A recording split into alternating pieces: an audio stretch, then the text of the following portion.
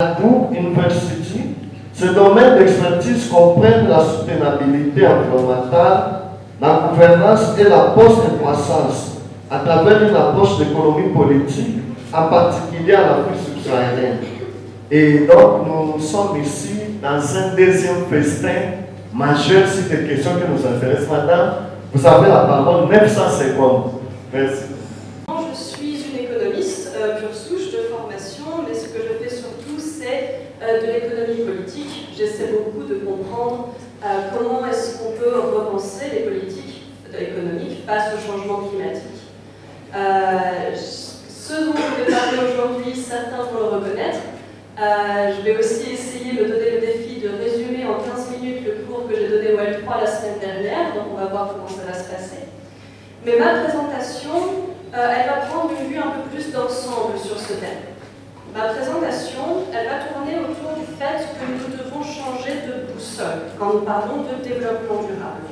Et que nous devons donc changer la façon dont nous faisons des politiques économiques quand il s'agit de faire face à tous les défis environnementaux mais aussi sociétaux que nous rencontrons à l'heure actuelle. Et donc, je vais faire mon économiste, évidemment, je vais essayer de ne pas trop aller dans le jargon économique, mais forcément, je vais sûrement y retomber un petit peu.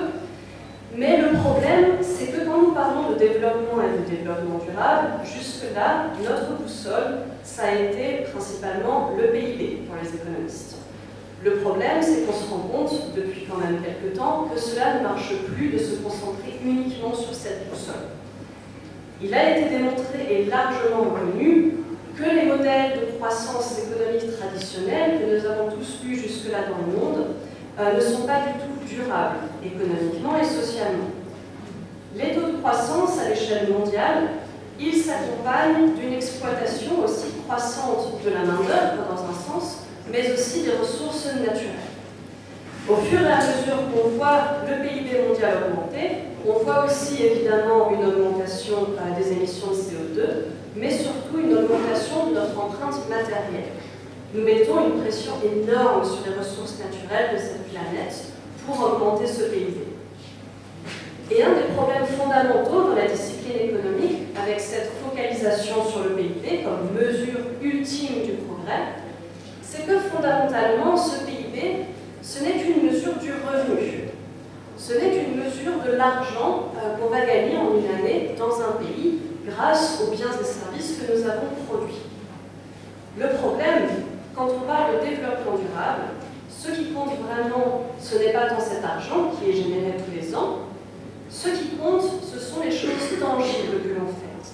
C'est la richesse commune pour tous. C'est cette richesse que l'on peut redistribuer et garder pour les générations suivantes. En économie, on appelle ça la différence entre se concentrer soit sur les flux d'argent, c'est ce que fait le PIB, se concentrer sur l'argent que nous accumulons, ou alors se concentrer de manière beaucoup plus intéressante sur les stocks de capitaux, comme on les appelle en économie. Nous avons le capital humain, donc tout ce qui touche à l'éducation, tout ce qui touche à la santé, tout ce qui touche au fait que nous pouvons nous émanciper en tant qu'être humain et être aussi productif.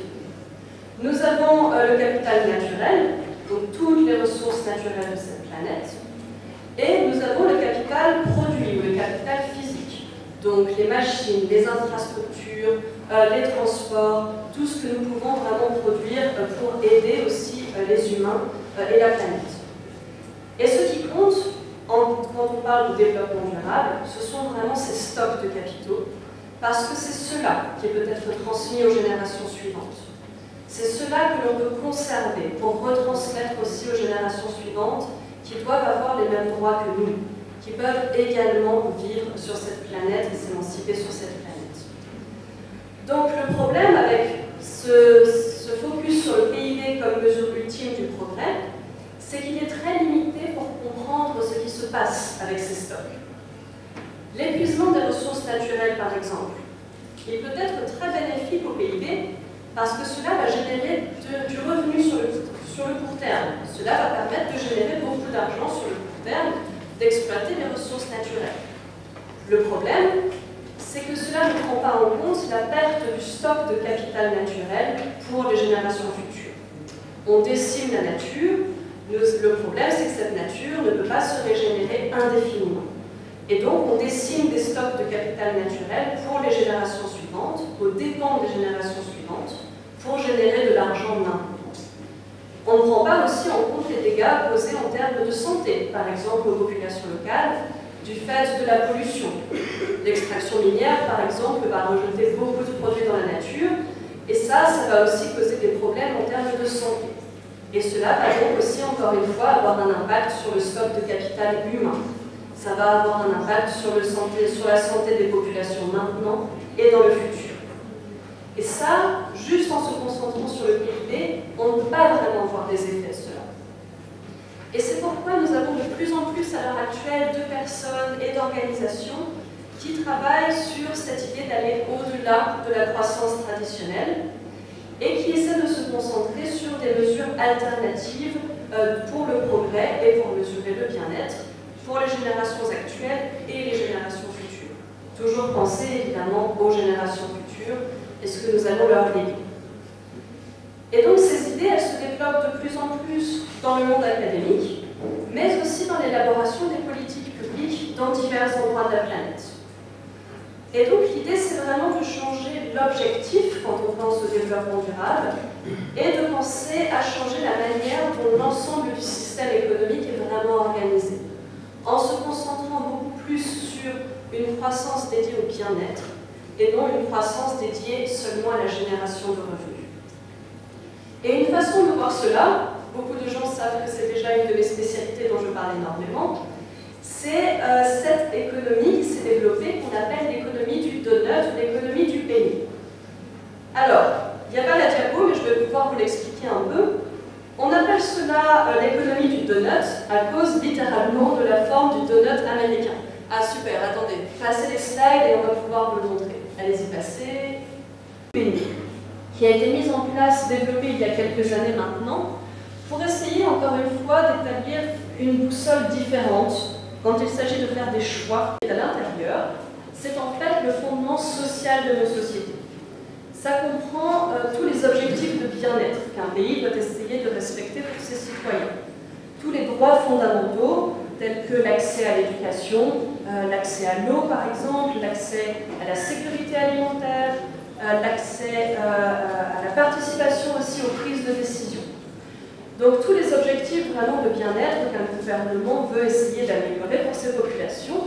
Et l'idée est d'essayer de remplir en fait le trou qu'il y a dans ce donut, d'essayer de combler les besoins essentiels de toutes les populations. On voit ici, il s'agit du plafond écologique. Ce sont les limites planétaires qu'il ne faut pas dépasser si on veut garantir la prospérité de l'humanité sur le long terme. Il s'agit par exemple du changement climatique, de la pression que nous mettons sur l'usage de la terre, l'intensification de l'agriculture, la pollution chimique, l'accès à l'eau potable, le montant de l'eau potable que nous pouvons encore avoir pour les générations futures, l'acidification des océans, etc.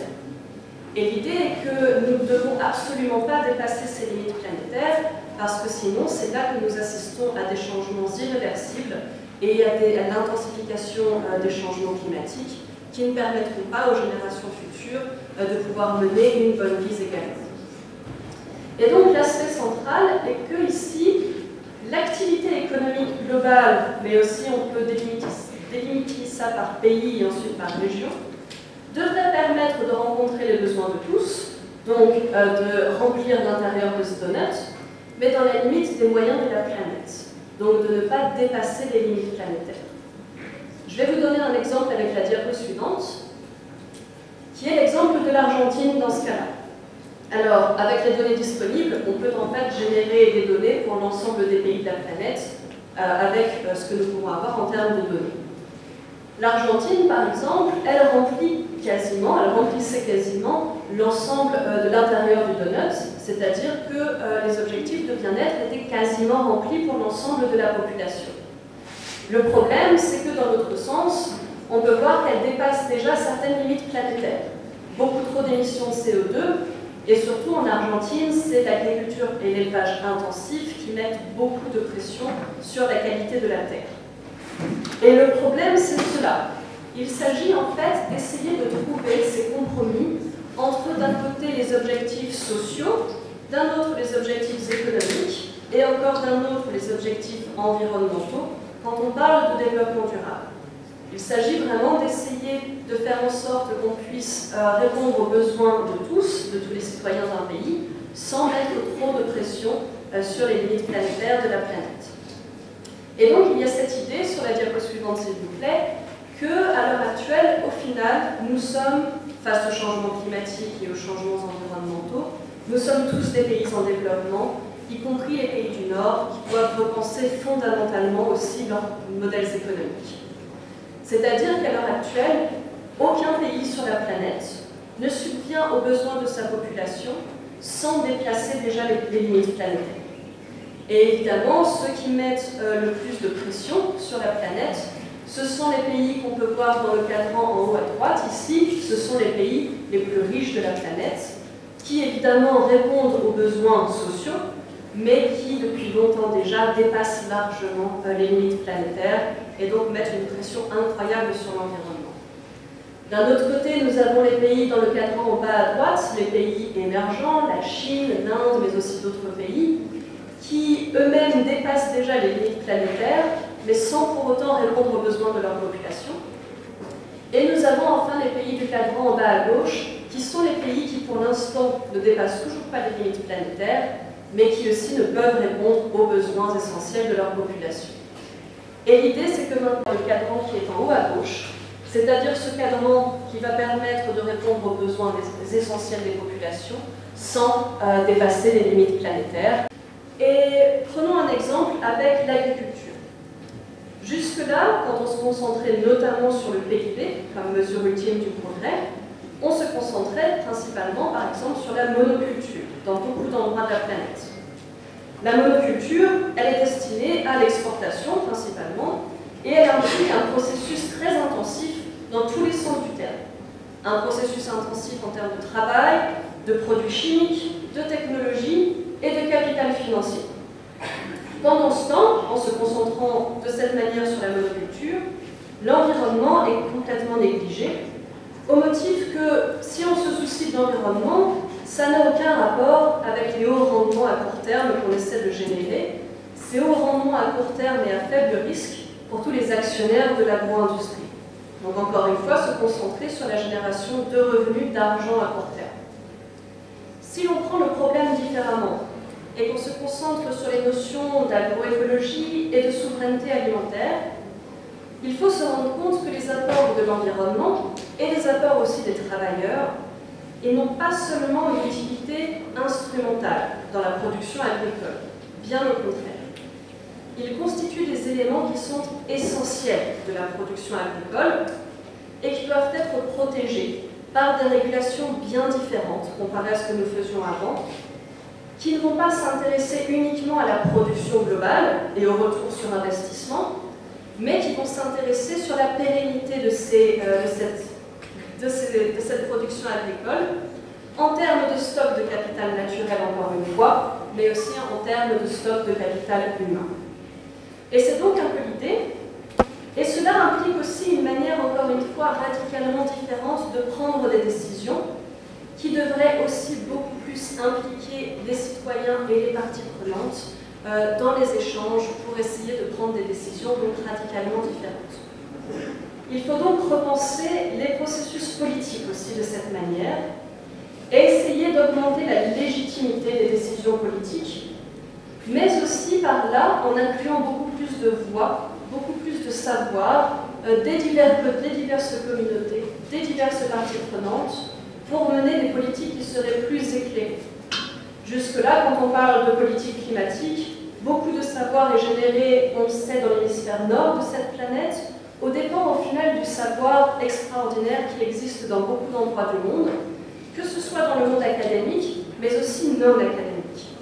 Il est aussi important pour nous, en tant qu'académiques, de comprendre que nous pouvons parfois ne pas être des experts et donner cette position d'expertise à d'autres parties prenantes qui, eux aussi, ont un savoir important à partager. Surtout quand on parle aux communautés locales et qu'on parle des modèles agricoles, par exemple.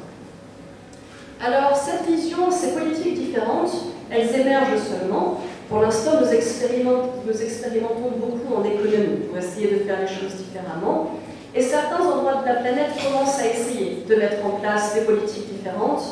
C'est le cas de certaines villes vers la COP cette année, qui sera encore une fois très importante pour essayer de repenser cette transition, de repenser la responsabilité des pays dans le changement climatique, et donc d'en comprendre les conséquences en termes de réparation, d'investissement, de transfert de technologie, d'allègement de la dette aussi des pays de l'hémisphère sud, et donc vraiment de se tourner vers repenser une façon bien différente les politiques économiques pour le développement durable.